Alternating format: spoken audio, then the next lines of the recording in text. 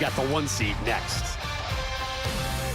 This match one in the books. A back and forth affair, Randy. Yeah, it really was, but it was the 2 open frames that really cost Daria, especially the one there in the 9th frame. And Liz Johnson, well, she steps up like the Hall of Famer she is and put 10 back in the pit to move on. One of her 6 strikes, 242, 235 at your finals. You take a look at your game summary provided by Strike Track. Well, and again, you know, the one thing that this graphic doesn't show is the relatively easy spare that Daria missed early, the 3-6, and then the baby split miss. But you look at the RPMs in the complete differences of these two players, ball speed, RPMs, and then not to mention angles, which all go together with those numbers. So Johnson moves on. She'll take on your 1 seed, Danielle McEwan, in today's Ebonite Flashback. Take a look back at McEwan's success at the WBT Finals in 2016 in Indianapolis. She stepped up and dropped the legendary Kelly Kulick, 256, 243. It was her first WBT Finals title. And then in 2017 in Vegas, Danielle dropped Liz Johnson, 203, 200. Back-to-back titles. Both those events used the WBT current frame scoring system that we are utilizing tonight. Danielle continues to get loose. Liz Johnson waiting in the wings. Will McEwan take home her 3rd WBT trophy? Your women's championship match coming up next. And remember, later the men take to the lanes. Former PBA Player of the Year E.J. Tackett will face the Englishman Stu Williams. The winner meets 2017 WBT. Welcome back to the 2019 World Bowling Tour Finals presented by the PBA, coming away from the International Training and Research Center here in Arlington, Texas. Every weekday morning, these two guys go head-to-head on the day's hottest sports topics. Skip Bayless versus Shannon Sharp. Undisputed weekdays from 9:30 a.m. to noon Eastern, only on FS1 and the Fox Sports app.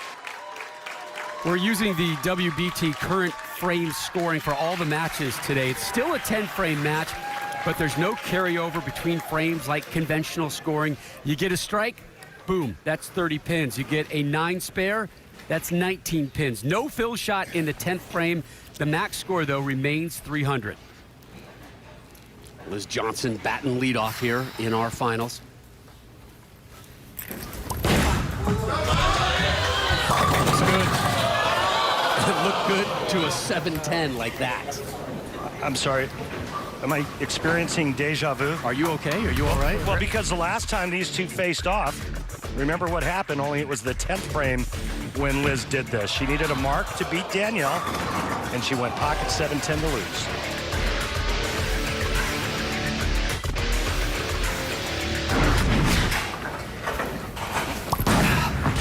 Get one.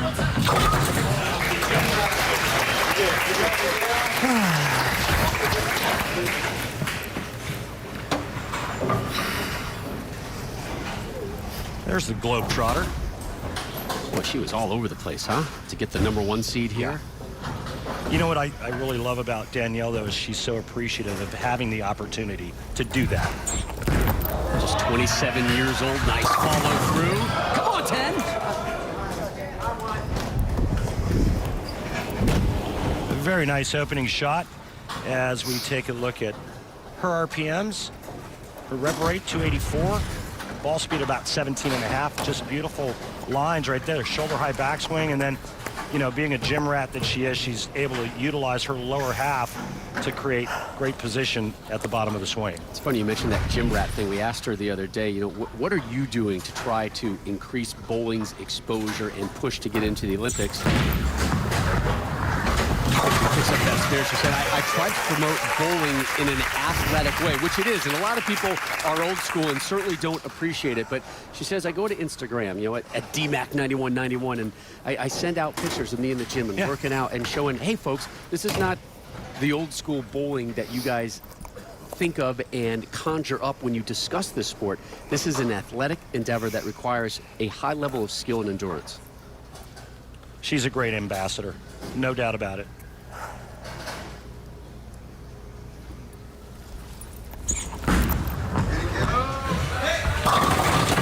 Come on, Messenger. And we asked her about bowling in the Olympics. I said, what's your stance on it? Does it belong? And it was just a one-word answer, and it was quick. Yes. So many different variables in our sport. And again, the point is, the reason that we're not is folks just don't realize how difficult and demanding it is. Well, I think one of the advantages for Danielle is that she keeps herself in such great physical shape. It helps her mental game out tremendously. Back-to-back 9 spares for Danielle.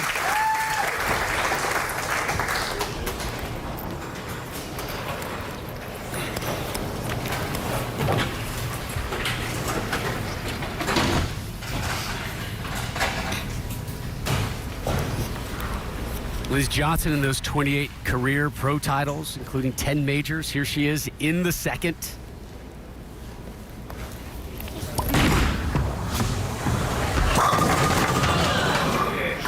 In the pocket, but leaves the 10 pin. Slow start for Johnson so far.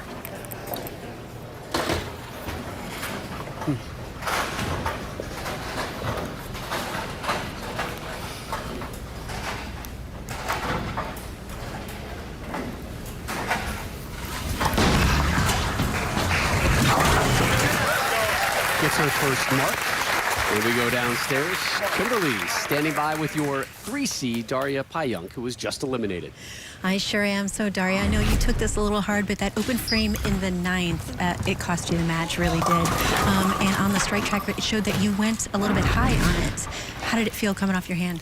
The last strike felt very good. I was trying to slow a little bit down, and I wanted to make sure I get in the pocket. The pair was getting very tight, so I wanted rather to go high than to leave it open again.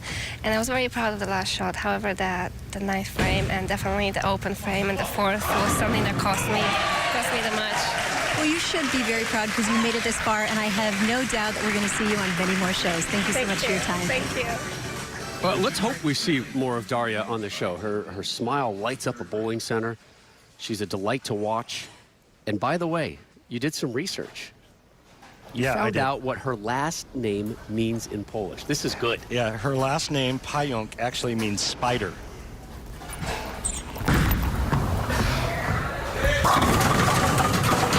Jumps on the rack like a spider monkey. Liz Johnson trips the 4-pin. Danielle McEwan does not. Yeah, nobody wants to take hold of this final. Well, I think the lanes are going through a little bit of transition right now, and that's what the women are battling. Just one strike in our 3 frames so far, and that was Liz in the 3rd.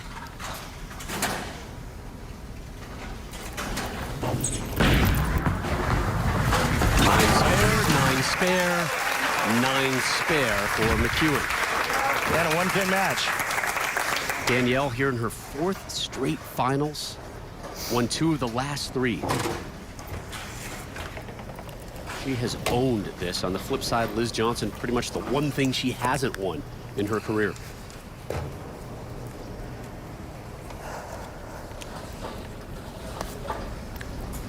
Look at Danielle's 3-ball arsenal.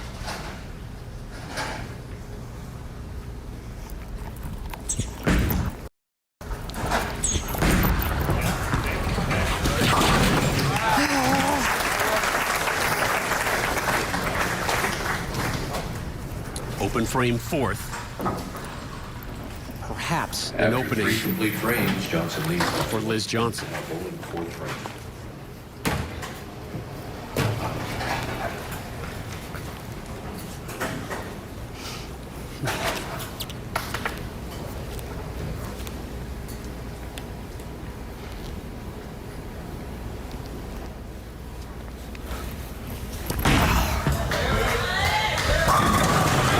Pair of strikes tonight.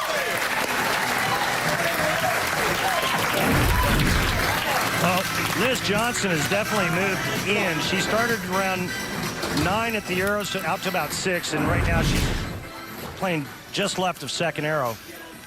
In case you're wondering who the defending champs are of this event, Jason Belmonte beat Marshall Kent in a 1-shot roll-off, and Diana Zavyavala beat Danielle McEwan. high game in this event? Back in 2016, Dom Barrett, 300. Ooh.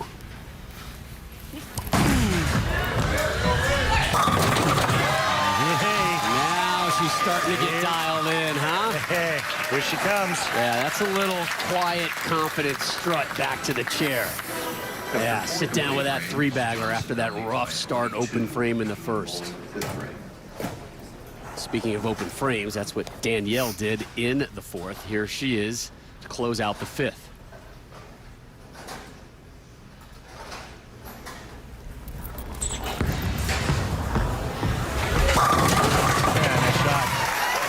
And you can see Danielle a little bit farther left, higher rev rate, a little slower ball speed.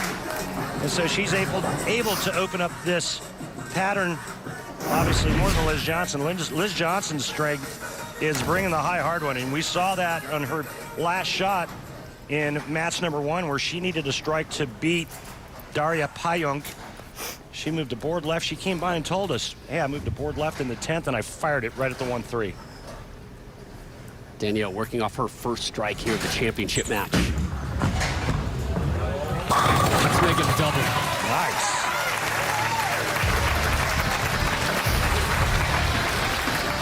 Our 3 men's finalists are coming up, but first up, we conclude McEwan and Johnson in the World Bowling Tour Finals. Both of them starting to get dialed in. Scoring system, and what have you seen from Danielle's game here, Randy? Well, she's playing farther left than Liz Johnson, and here's a pretty good indicator on how each of the 2 women are playing this oil pattern. Here's Liz Johnson, 11 to 10. That's about as straight as you can go, Rob. That's a 1-board belly. Danielle McEwan, 15 to 8. Liz, watch that. You saw her head peeking up. She was looking at the in-house monitors. She took in that intel. You could tell by her facial expression, it registered differently than maybe what she was expecting to hear, either by her or from what Danielle's been doing. Liz Johnson is doing exactly what Liz Johnson likes to do, and that's go up the grain of the wood.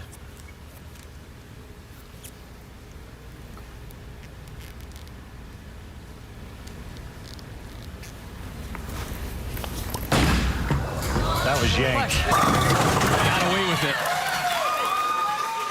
That was 12 board at the arrow, so that was a good board or 2 inside a target on the right lane, but that right lane is tighter down lane, and she was able to hold it off into the pocket. Hey, Rob, how many in a row does Liz Johnson have now? According to my math, Randall, that would be 4. The kids out there have a term for it. I lose track of what it is sometimes. Keep trying to set you up. Here's Liz to start up the 7th. I can't just be passing around the dimes and the diamonds. I got you. I got to hold on to them once in a while. A wise man said that to me once. I understand. You got to hold on to some of the diamonds. I got you. 11 to 4 last time. A big time left. Yeah. Left and left. You can see trajection was left. Target at the arrows was left. And that ball crosses over. Danielle McEwan right back in this, Rob. Absolutely. And Danielle seems to have found her form. Strikes in the 5th and the 6th. Her 7th coming up in a moment. Liz tries to take care of the 6.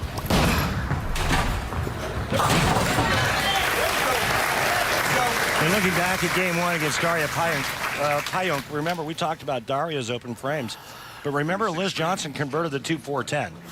Without that conversion, she doesn't make it to the title match against Danielle McEwan. Liz Johnson, an incredible spare shooter, along with the ability to string strikes. Danielle McEwan looking to do the same, working on a double. Double to a triple. Momentum starting to swing into the McEwan camp. And for those of you that don't know how to keep score at home, that 3 in a row, that's called the turkey.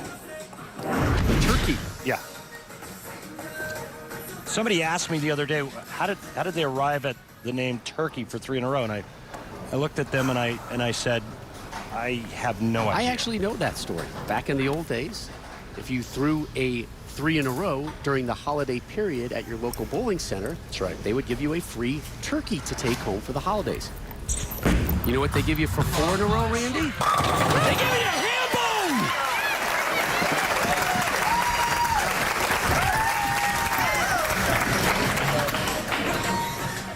That's when you drop the dime. That's when you drop the dime. Don't force the ham bone on me, Randall. It's all about timing, and this is perfect timing for Danielle.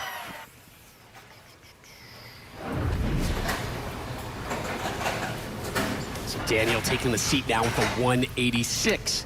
What do you got, Liz? Strikes 3 through 6, and then the 9 spare in the 7th. Another 9 spare. We have a tie through 8. Better shot. And the soft 10. Spare conversion, and we're tied. Is there an echo in here? There is a breeze.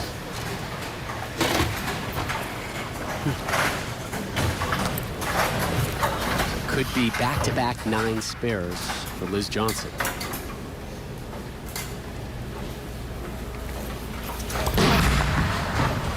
Her spare shot is crazy, isn't it? Well, again, she has the issue with her left knee, and generally speaking, shooting at a spare, you tend to throw the ball a little bit harder.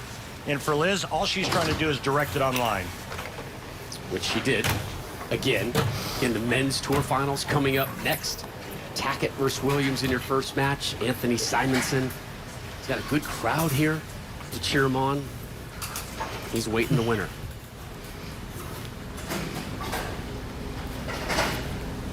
EJ Tackett still to come. He and Liz teamed up last year to win a doubles event.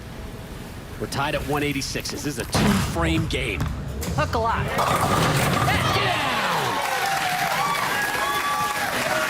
Got it into the switch zone, and the pins cooperated that time with Liz Johnson. Now to stay even, Danielle McEwan must strike in the 9th. Hook a lot. It's nice when the ball heeds your advice. Right? Sometimes it listens. Oh, Look out. How about a Brooklyn? Well. Well, trouble now. Liz Johnson can strike in the 10th frame and lock this up. However, Again, this is not your normal 10th frame. 1 ball. However, Danielle McEwan it's not over yet. A spare here, she'll have 205 and be trailing by 11. Spare and then a strike in the 10th forces Liz Johnson to strike. Takes care of the spare. Now the big one here in the 10th. We do also have a possibility of a tie. A strike from Danielle McEwan here, it's 235. 9 spare for Liz Johnson, 235. And we've seen 3 9 spares from Liz Johnson in this match alone.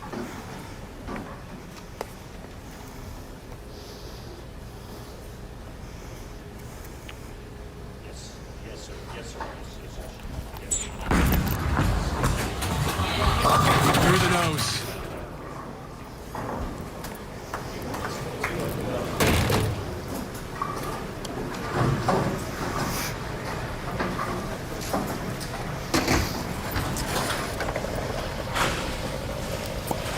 It's not one yet for Liz, but it's awfully close.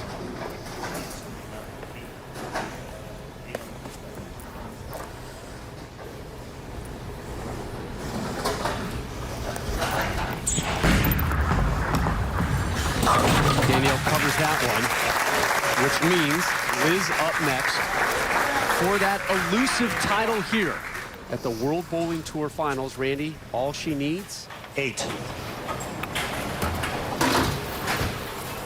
Again, I'm seeing this as being a little reminiscent of match number 1, where it's the heater, Ricky.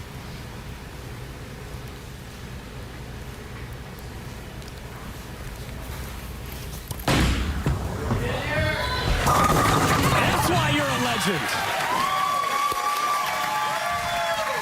Finally, the GOAT captures the one elusive event. High score of the evening, the 246 claims the title. Get it, Liz, you deserved it. Store products, thanks Turbo Grip, You Can Bowl 2 Pro Shop. Tasha, I love you. Thank you, guys. After 3 second-place finishes and 2/3, Liz Johnson, finally a WBT champion. Left that soft hand early. Danielle McEwan fell behind, but rallied.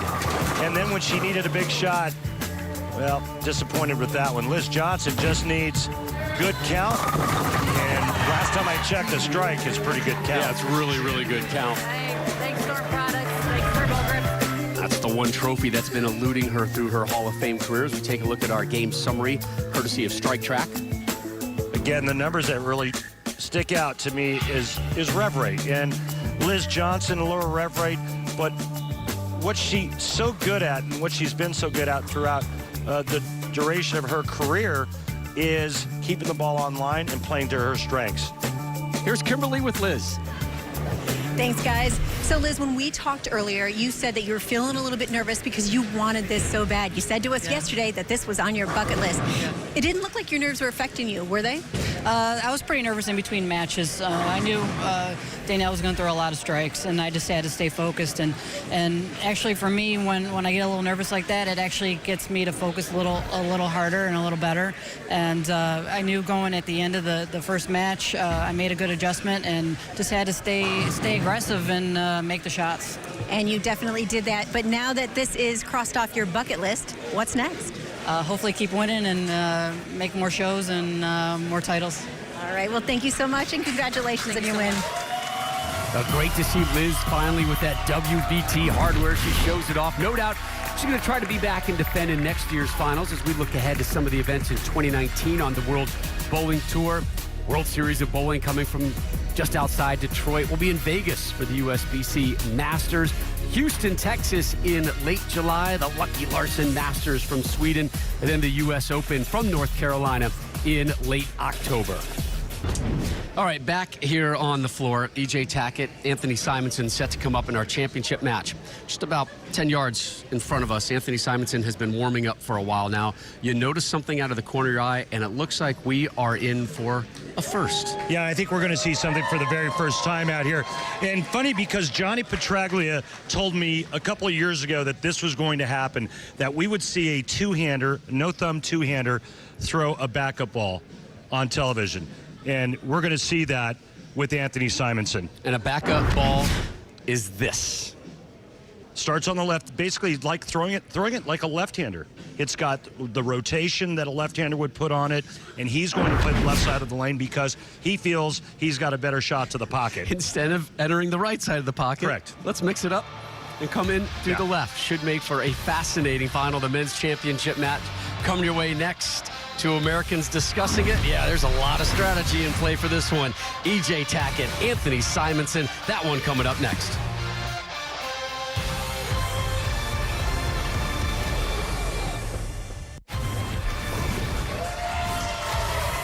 Welcome back to the PBA on FS1. EJ Tackett on the right, Anthony Simonsen on the left, the number 1 and the number 3 seed meeting here for the title at the World Bowling Tour Finals presented by the PBA. EJ Tackett from Bluffton, Indiana, the 26-year-old who's already on the way to a Hall of Fame type career. He'll step up first.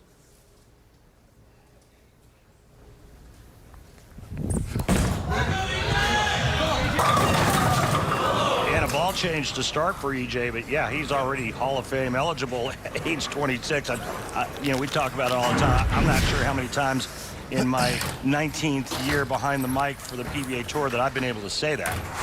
And here we are at the Hall of Fame in Arlington, Texas. So much history and knowledge throughout this building.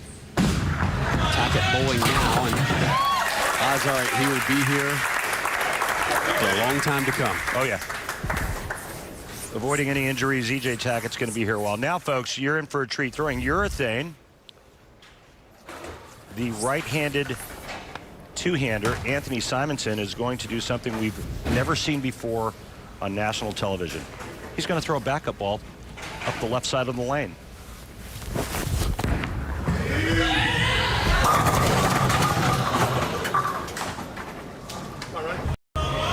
at the curl home. 10 stands. That's just dirty. We saw something like this from Tackett in game 1, where the head pin jumped over the 7. This time, just the opposite. The head pin goes skyward over the 10. Look at that. Any reason to reevaluate his approach at this point? No, he's committed. He's going to stay with it. Yeah. And it's a winner.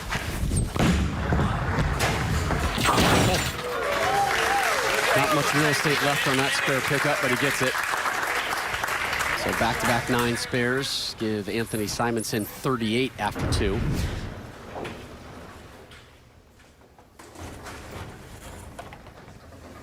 Again, using the WBT current frame scoring system.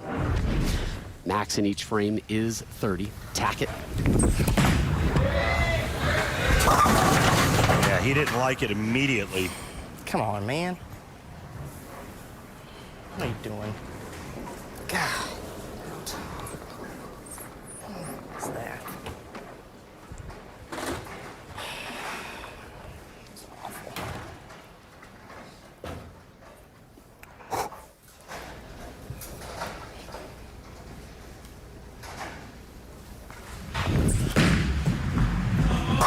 Oh, nice spare pickup there. 3-time member now of Team USA is Tackett, hoping that bowling will someday be accepted into the Olympic Games. We were talking to him, Randy, about that subject. He said, you know, I kind of scratch my head and say, how did that sport get into the Olympics and we can't? You know, golf is in, so many other sports have been added, but bowling just can't get that break. Hopefully that's going to change in the future. The bowling community certainly trying to make that happen.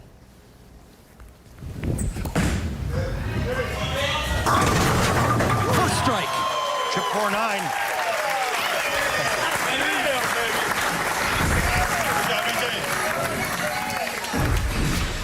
Nice little break here for E.J. Tackett. 1 pin takes out 2. Third frame. So 66 for EJ. Got to get a strike track number on Simonsen's RPMs. Throwing it righty, but it's being read as a lefty. correct.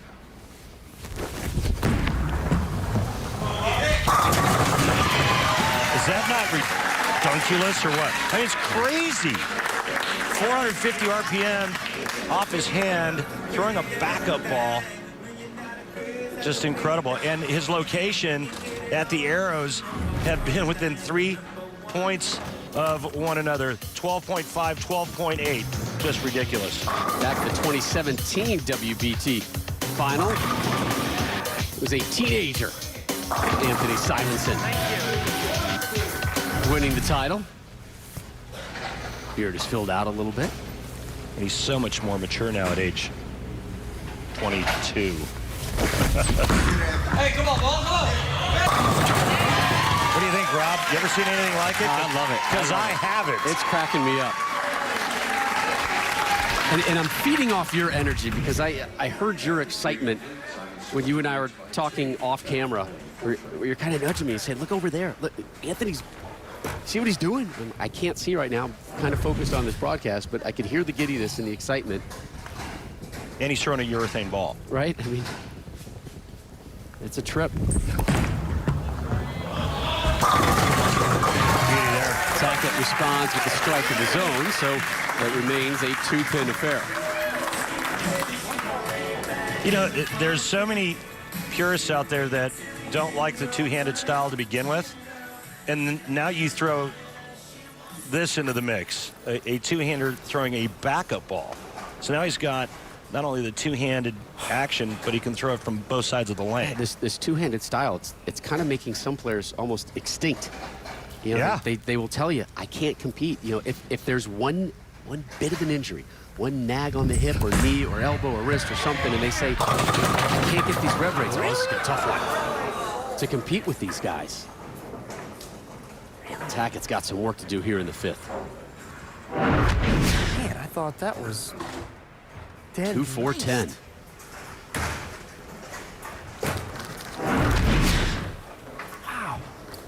Looking at strike track, the location was pretty good. The break point was pretty good. All the numbers look right. I think that's what he's saying to himself. And that's him saying, "What? Are you kidding me?"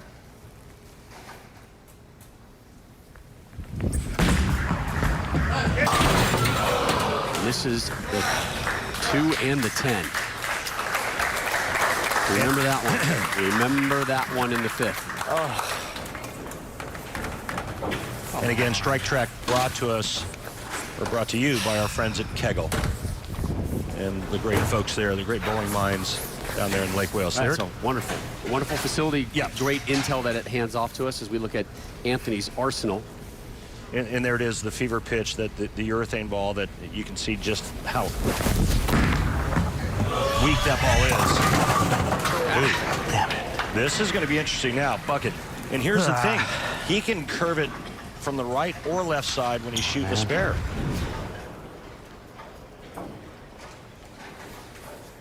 Just incredible.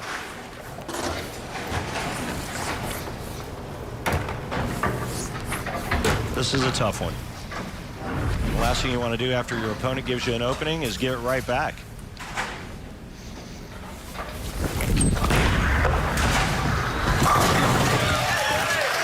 Takes his plastic ball out and throws it straight at the cluster to maintain a 10-pin lead.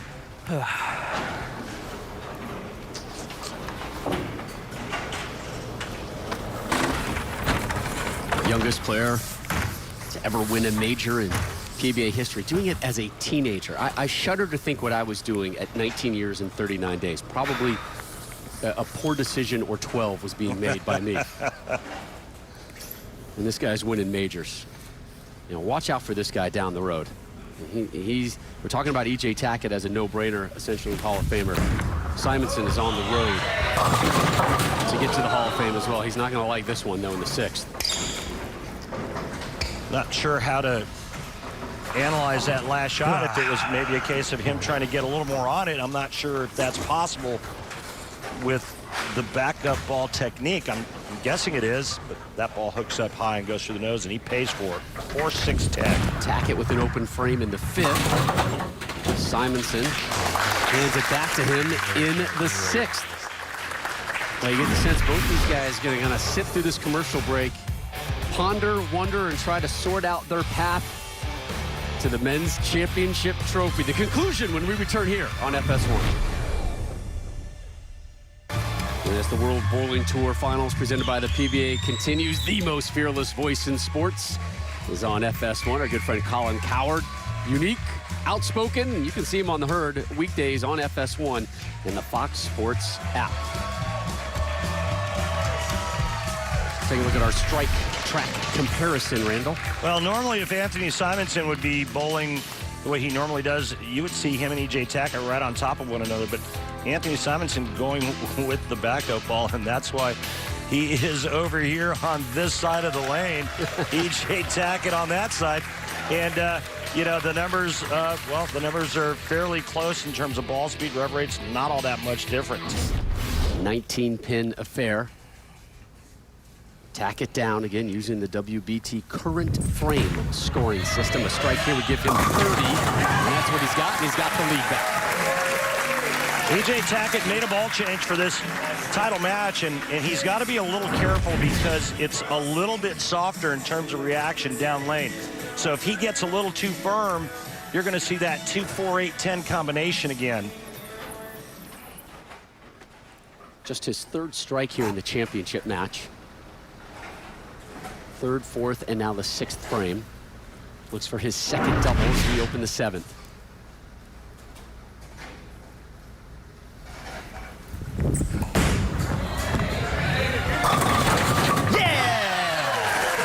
Well, he got all of that one. And then some. We have a lead change. It's Tackett by 11. Trip 9 late for E.J. Tackett, but that's 2 in a row. And Simonsen now with a strike in the 7th will trail by 11. start a little better than this, too. Anthony, two 300 games throwing backup balls in December in Korea at the Domino's Pizza Storm Cup. E.J. Tackett finished second in that event.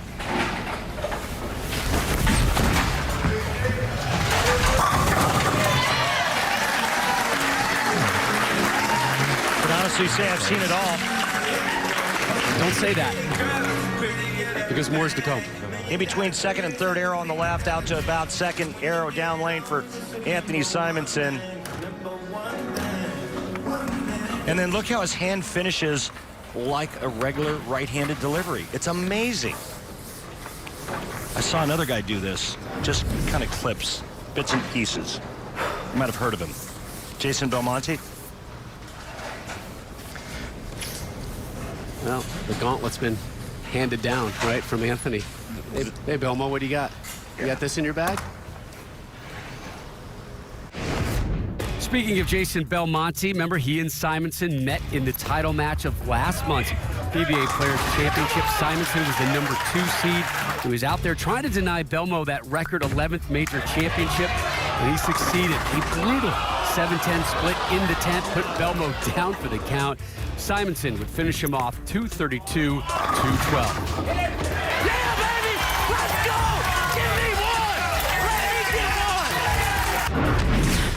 That win was Simonsen's second major PBA title. We saw him just last week, remember, finish second to Norm Duke at the Go Bowling PBA Jonesboro Open. This 22-year-old already having a wonderful 2019. Come on, and a big strike there.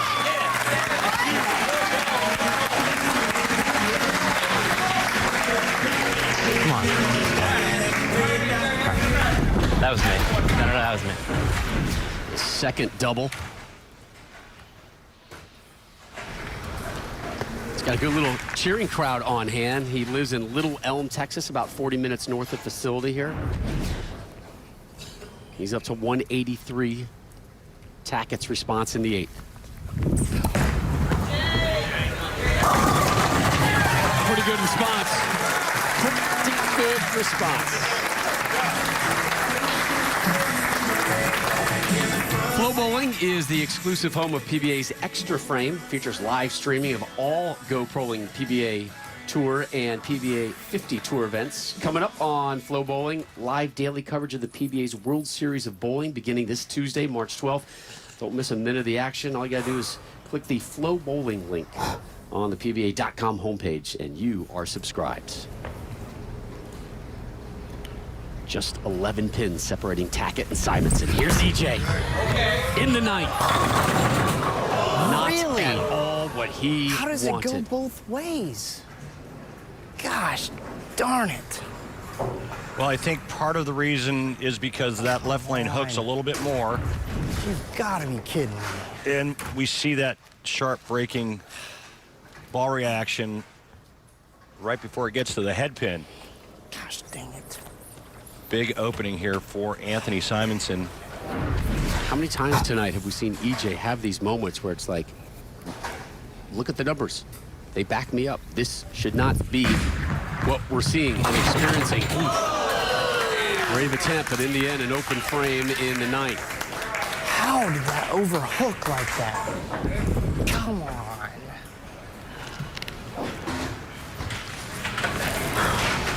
So 203 for EJ.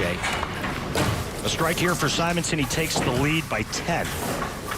And more importantly, a strike in the 9th and one in the 10th, and he wins. Come on, kid, let's go.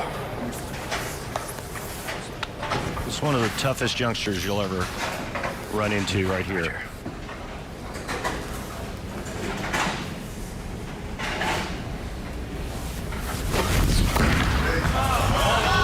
Coming in the back door. Can't get all 10 to go. Yeah, that stinks. That's a terrible break. Spare here, he's 202, one back. One pin separating the two of them. If both players strike in the 10th, E.J. Tackett wins by a pin. That's a terrible break, but hey, you know, that's the sport. He made a good shot. They both have dealt with their share of bad breaks. Absolutely. You know, some days you're the bug, and some days you're the windshield. And One good one right now, Anthony Simonsen looking for a strike and then some help.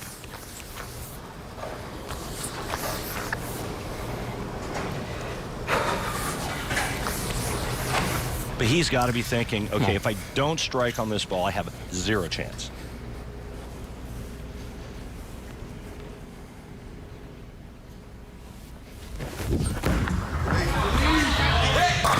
That's how you finish, kid.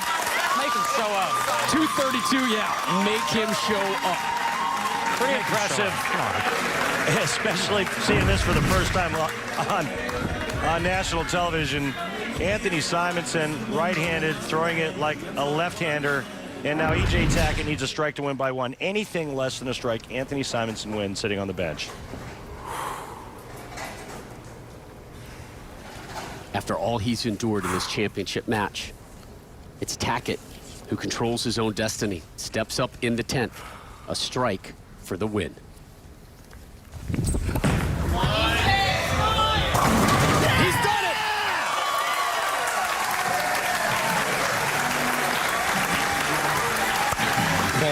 Not surprising, former player of the year and runner-up back-to-back years for that honor. A great match came down to the 10th frame, E.J. Tackett. Thank you, guys. Puts a nice touch in the 10th and carries all 10. This is awesome. He won the opening match by one pin. A lot to get this. I want to thank Motive, Turbo, Polar X, Genesis, High Five, everybody, Mongoose. Thank you so much. Appreciate it. And now he's won the championship match by a solitary pin as well. Here it is, the final shot in the 10th for the win. One of the best ever at getting the ball out of his hand. You see that release, throwing the ball down into the floor. And Anthony Simonsen can only sit and watch. Well, Anthony did his part in the 10th to make it tight. Here's the winner with Kimberly. EJ, it all came down to that 10th frame. Walk me through your process when you walked up to the foul line there. It's plain and simple. You know, you got to knock down 10 or you lose. With the scoring format, you know, you have one chance and one shot. Luckily, I threw a good shot. It didn't go dead flush, but they all fell down. That's the most important part. What did you think about Anthony throwing the backup ball like that? He's very unique. He's done it before. He actually won a title last year doing that, and I'm sure something we'll see out of him more, but I don't think there's anybody else on tour that can do it as effective as he can, and it's pretty interesting. Well, you had a solid game, and you earned this. Congratulations, EJ.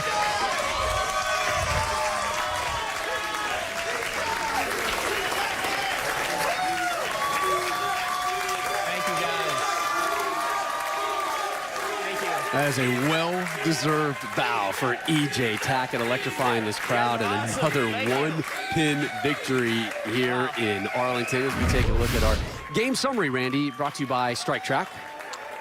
E.J. Tackett did what he had to do in the 10th, obviously, by striking. Bad break for Simonsen, though, when he got up in the 9th and left that solid 8-pin. But what a performance by Simonsen, going with something completely unique and something we've never seen before in that backup ball from the right side. But it was all E.J. Tackett. E.J. surviving two big splits and two open frames. Yeah, really struggled to get out of the gates, was questioning himself throughout a majority of this. In the end, though, he wins it. Coming up next, the World Series of Bowling. The 10th edition coming your way from Allen Park, Michigan, just outside Detroit, right by the airport. Our next telecast coming your way March 18th. It kicks off 5 straight nights. We'll see it 8 p.m. Eastern. Earlier, it was Liz Johnson checking one off her bucket list as she took the title. And then E.J. Tackett, all the way up from the 3 spot. Had to go back